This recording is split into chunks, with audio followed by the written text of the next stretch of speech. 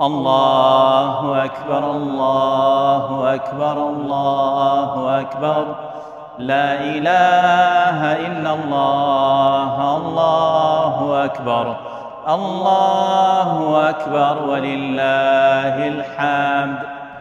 بناوی خوای بەخشندەی میهرەبان، جەژنتان پیرۆز بێ و هەمیشە لە خێرا بن. ئەمڕۆ لە بەرەبەیان تا ئێوەرە لە ڕێکخراوی هانای خێرخوازی لە لقی سلەیمانی بە ڕێکاری تەندروستی و بە ڕێنماییە تەندروستیە گونجاوەکان قوربانیەکانی ئێوەمان ئەنجامدا. قوربانیەکان لە ناوخۆ و بۆ دەرەوە بۆ هەژارانی ئەفریقیا و بۆ غەزە و بۆ ڕۆژهەڵات و ڕۆژئاوای کوردستان. هانا ئەمانەتەکانی ئێوە بە متمانەوە ئەگەینێتە جێگەی خۆی.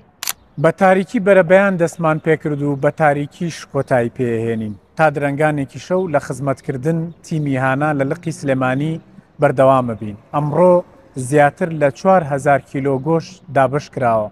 لە ڕۆژانی داهاتووش پشت بەخوای گەورە بەردەوامە بین لە گەیاندنی زۆرترین گۆشت بەو خێزانە هەژار و کەم دەرامەت و خاوەن پێداویستە تایبەتیانەی کە چاوەڕوانی هیممەتی ئێوە و دەستی سپی ئێوە و هاوکارەکانی هانا.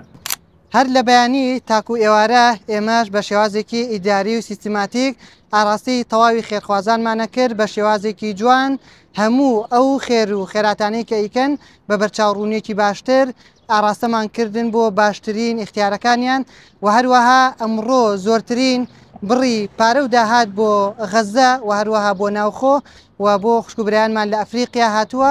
ئینشاءالله خێرەکانتان قبول بووە و سبەی نوێژ بەردەوام دەبین.